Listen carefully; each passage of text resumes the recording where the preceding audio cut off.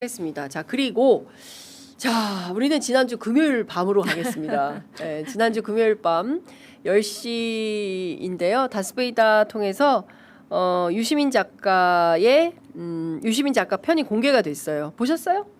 아니, 보긴 봤습니다. 어떻게 봤어요? 사실 저는 오늘 그 이렇게 질문지 보면서 네. 오늘 내가 가서 무슨 얘기를 할 수 있을까? 사실 저는 뭐 제가 정치에 그렇게 크게 관심 있는 사람도 아니고 아는 것도 별로 없어서 그래서 지금 뭐 할 말을 이제 정리는 안 해가지고 왔는데 그냥 언뜻 방송을 보면서 제가 이제 느꼈었던 거는 유시민 작가님 말씀하시는 게 틀린 말씀이 하나도 없어요. 저는 그렇게 느꼈어요. 그런데 틀린 말이 하나도 없다는 것과 틀린 말이 하나도 없는데 거부감을 느끼는 사람들은 꽤 되겠다라는 느낌 있잖아요. 그건 좀 다른 영역이잖아요. 그래서 다 이해하고 왜 저런 말씀하시는지 다 이해가 되고 저도 뭐 거의 대부분 다 저는 다 공감이 되는데 어쨌든 좀 시끄럽겠다. 아니나 다를까 뭐 지금 며칠 됐는데도 불구하고 계속 시끄럽네요. 네, 예. 그러니까요. 예. 자, 저희 프로그램을 통해서 우리 조수진 변호사님께서 예고편을 띄워주셨어요. 네. 네. 그렇죠? 그래서 조회수가 많이 나왔습니다. 아, 예. 저도 그러려고 발언한 건 아닌데 네. 그 뒤에 또 그 유시민 작가가 어떤 발언을 할까에 대해서 이제 미리 예측해서 논평하는 프로그램도 여러 개가 있었더라고요. 근데 이제 저는 그 유시민 작가가 금요일에 30분 스피치 한 것을 주말 내내부터 월요일, 오늘 화요일인데 오늘까지 화제가 되고 있잖아요. 그래서 근데 아직 그 30분 스피치를 뛰어넘는 그런 논평이나 어떠한 반박하는 어떤 제대로 된 반론이 나온 거는 저는 못 본 것 같아요. 그래서 그 판단력이나 영향력이 대단하다.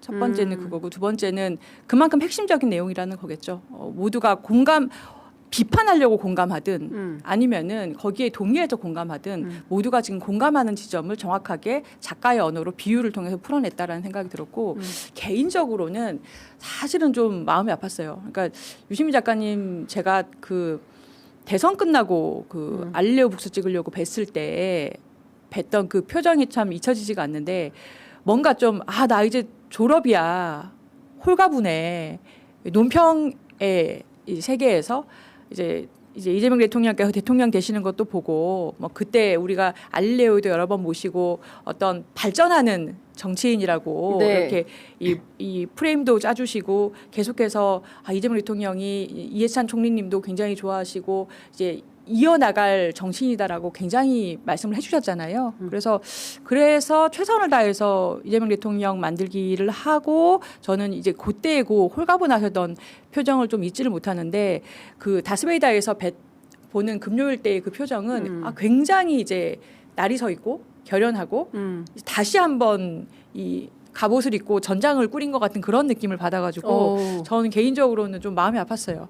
이제 낚시하고 좀 이제 쉬셔야 되는 분인데 사실 이런 얘기는 정치권에서 민주당 의원들이 하거나 청와대에서 청와대 참모들이 하거나 해서 정치를 직업으로 하는 분들 사이에서 논쟁이 돼가지고 충분히 지금 쟁점이 돼서 토론을 해야 되는 부분인데 왠지 모르게 아무도 말을 안 하니까 유시민 작가가 나서는구나 해서 저는 좀 마음이 아픈 점이 있었습니다. 그러니까 여행이나 낚시 이런 걸로 노후를 즐기셔야 되는 분이 또 나와서 갑옷 입고 전장 꾸려서 전투에 나서는 느낌이어서 좀 후배로서 안쓰럽다 이런 말씀 주신 거죠. 많은 언론들 레거시 미디어들은 이제 증축 재건축론이라는 이제 걸로 딱 압축해서 설명을 합니다. 이른바 이제 대통령의 외연 확장론을 증축이냐 재건축이냐 이제 원래 전통 지지층들 코어 지지층들은 2층에 3층 올리는 증축이라고 생각했는데 그게 아니라 있던 거 다 때려 부시고 새로 만드는 재건축을 하는 것 같더라. 이제 이렇게 말씀하셔서 관련해서 어제 SBS 라디오에 출연한 홍익표 수석은 재개발도 있을 수 있는 거다. 그리고 그 선택을 어떻게 할지는 국민이 결정하는 거다. 그리고 최근에 있는 그 여론조사 지지율 하락세 이것은 지방선거와 당내 갈등이 작용한 결과다. 이렇게 그 판단을 했습니다. 그리고 또 이제 일부 언론에서는 코어가 아니라 중도가 빠지고 있다. 또 이런 분석도 했고 코어나 중도가 다 빠지고 있다. 그리고 이제 이것은 다시 또 올라갈 수 있다 이렇게 기대하는 분들도 계시고 또 경우에 따라서는 계속 빠질 수도 있다 이렇게 우려하는 시각도 있습니다. 자 기자님 설명 좀 해주세요. 제가 정치를 잘 모른다는 걸 전제로 제가 예. 제 의견을 좀 말씀을 드리겠습니다. 좀 네. 전에 조 변호사님께서 유시민 전 장관님의 표정을 말씀하셨는데 저도 유시민 장관의 표정을 하나 말씀을 드리고 싶은 게 그걸로 얘기를 좀 시작했으면 좋겠는데 네. 2009년 5월 23일 날 노무현 대통령이 서거했을 때 제가 봉화마을을 갔는데요.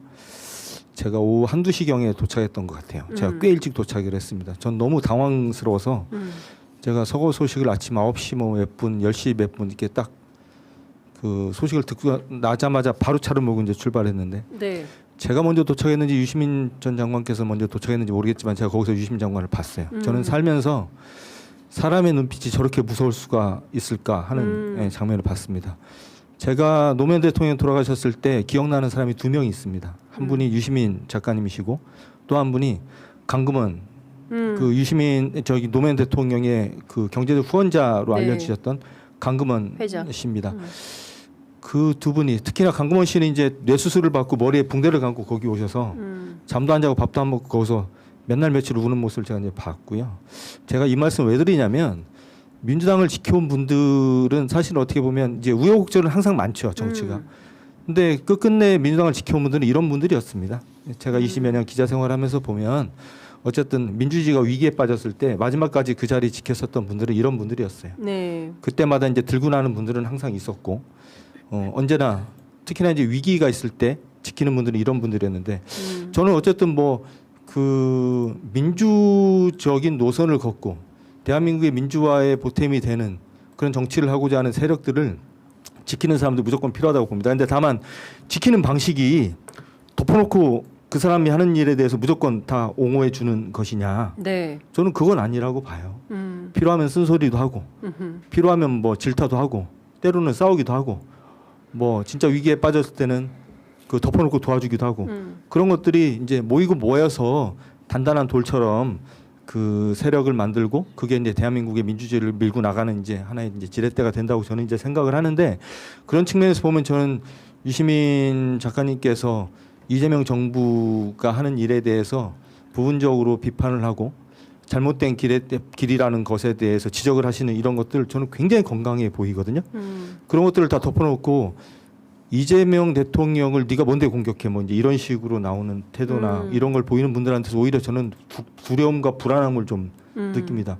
왜냐하면 뭐 제가 이제 예단을 할 수는 없지만 정말 민주주의가 위기에 빠졌을 때 결국에는 지켰던 그 자리를 끝끝내 지켰던 분들이 누구였는지 저는 기억을 하기 때문에 이게 또 오래 기자 생활을 하다 보니까 또 보이는 것들이 좀 있더라고요. 네네. 이런 게 있고 또 하나 뭐 하나 더 이제 말씀을 이제 드리고 싶은 게 있는데 예를 들면 검찰 개혁 같은 걸 한번 생각을 해보자고요. 우리가 지난 30여 년 동안 주구장창 검찰 개혁이라는 것에 대해서 얘기를 하고 그 이것을 시작으로 해서 민주주의에 대해서 얘기를 했는데 왜 우리가 그걸 달성하지 못했을까? 여러 가지 원인이 있을 것 같은데 저는 참 안타까웠던 게 문재인 정부도 그렇고 노무현 정부도 그렇고 끝난 다음에 제대로 된 자기 평가를 할 수 있는 기회를 우린 다 놓쳤었어요. 노무현 대통령은 돌아가시면서 네. 우리가 스스로 우리가 뭐가 부족했지? 혹은 뭘 우리가 잘했지? 앞으로 뭘 더 잘하면 되지? 이런 걸 평가할 수 있는 시간을 놓쳤고 문재인 정부 같은 경우에는 느닷없이 윤석열 같은 사람이 이제 대통령이 되면서 싸우느라고 정신이 없어가지고 뭔가 제대로 된 평가를 못했어요. 그러다 보니까 우리가 과오와 성과가 있는데 과오와 성과가 뒤죽박죽인 채로 이재명 정부가 탄생이 되는 걸 우리가 본 겁니다. 만약에 이재명 정부에서도 그런 식의 평가와 자기 반성 이런 거 없이 그냥 계속 앞으로만 지금 내 눈에 보이는 것만 달성하겠다고 앞으로 나갔을 때 그게 또 가져올 결과는 저는 뻔하다. 저희가 수도 없이 얘기를 하지만 내란이 벌어지고 내란에 대해서 단 한 번도 반성을 제대로 한 적이 없는 후보하고 붙었는데도 50%도 못 넘겼던 게 우리 대한민국의 지금 현실입니다. 그런 현실에서 우리 스스로가 자성하고 우리 스스로가 반성하고 우리 스스로가 우리 스스로를 극복하는 노력을 하지 않으면 언제든지 이 정권 넘어가게 돼 있고요. 민주주의는 언제든지 무너질 수가 있고 저는 지난 지방선거 때도 그렇고 지난 대선을 보면서 딱 하나 분명하게 알게 된 건 특별한 일이 없으면 이제는 그 진보 소위 말하는 진보 세력이 정권을 잡는 거는 불가능하겠구나. 에? 그냥 특별한 일이 없으면 그냥 대한민국은 보수가 정권을 잡는 게 그냥 일상화될 수도 있겠구나라는 위기감을 저는 좀 받았거든요. 우리가 정말 특단의 노력을 하지 않으면 그렇게 되겠구나. 근데 이 특단의 노력이라는 게 우리가 만든 대통령을 무조건적으로 그냥 옹호하고 지키고 이건 아닐 거란 말이에요. 예. 저는 그래서 그런 측면에서 제가 아까도 이제 서두에 유시민 작가님께서 이재명 정부에 대해서 이재명 대통령에 대해서 본인이 볼 때 잘못 가고 있는 거, 본인이 볼 때 잘못이라고 생각하는 것에 대해서 굉장히 거친 언어를 쓰시잖아요. 근데 저는 저런 어른이 전 지금도 여전히 필요하다. 그리고 저런 거를 왜 네가 날 공격해? 이렇게 볼 게 아니라 저 사람이 저분이 정치 하루 이틀 하시는 분 아니에요. 거의 한 30년 이제 정치를 하셨던 분인데 저런 분이 하시는 말씀을 뭐 노욕이라거나 본인이 갖고 있는 기득권을 뺏길 상황이 되니까 본인의 기득권을 지키기 위해서 이런 식으로 얘기하는 건 너무나 그 천박한 평가인 것 같고 그렇게 보지 말고 저분이 살았던 궤적을 보면 저는 저분이 지난 금요일날 하셨던 말씀 저는 한마디 한마디 저는 다 곱씹어 봐야 된다고 생각을 합니다. 그 과정에서 우리가 혹시라도 놓치고 있는 게 있거나 뭐 그분이라고 뭐 다 옳은 말을 하는 건 아니니까 비판할 건 비판을 하되 어쨌든 우리 진영에서 오랫동안 일하셨던 분이 진짜 이 민주주의를 가장 위험할 때 마지막까지 지키셨던 분이거든요. 제가 알기로는 저런 분이 하시는 말씀에 대해서 너무나 이렇게 가볍게 평가하는 것도 저는 옳지 않다. 그런 생각이 좀 듭니다. 그 온라인상에 여러 가지 굉장히 격한 네. 비난 같은 게 많아서 아마 그 표현에 대해서 얘기를 좀 해주신 것 같아요. 그 일단 지금 증축하고 재건축하고의 개념을 들고 나온 것은 지금 우리가 서 있는 이 기반이 1층 김대중 대통령 그리고 2층 문재인 대통령, 노무현 대통령, 3층 문재인 대통령 그 위에 이재명 대통령을 탄생을 시켰고 그래서 그 가치 위에 중도 보수를 데려와서 증축을 할 거다. 이렇게 생각을 다들 하고 있었는데 그런데 이게 아니라 3층, 2층을 갑자기 부수더라. 그래서 모두 다 이게 뭐지? 라고 생각하는 상황을 증축이라든지 재건축으로 빗대서 비유해서 얘기를 한 것 같아요. 그래서 이게 뭐지라는 상황을 건물 짓는 거에 비유해서 굉장히 쉽게 이해를 시켰다. 그래서 요 단어 자체를 가지고서 무슨 소유권 논쟁으로 뭐 어떻게 확전시켰다든가 이런 거는 조금 지나치게 보신 것 같고 비유는 비유로 보시면 돼요. 근데 이렇게 느낀 원인에 대해서 4가지 지점을 짚었잖아요. 그러니까 하나는 검찰개혁 지연 사태. 네. 그래서 작년 가을부터 좀 이상하다. 정부에서 가져가겠다 했을 때부터 이게 뭐지라고 생각했다. 라는 거고 두 번째로 문재인 대통령 비하 조롱하는 그 흐름들 일배식으로 얘기하는 것도 이거 지금 엄청나거든요. 문조 털레유. 예, 문조 털레유라고 아까 해서 댓글에 보니까 문조 털레유 욱 장윤선 이렇게 써있는데 이제 들어가신 거예요. 아이고 참. 네. 그리고 김용남 공천했던 그 지점 요렇게 4가지 국면을 보고서 그러니까 이렇게 우리가 특히 문재인 대통령은 우리가 가치의 어떤 상징물이라고 할 수 있는 대통령이었는데 지금 여러 뭐 DC라든지 이런 데서 비난 조롱하는 정도를 보면 그게 상상을 초월하거든요.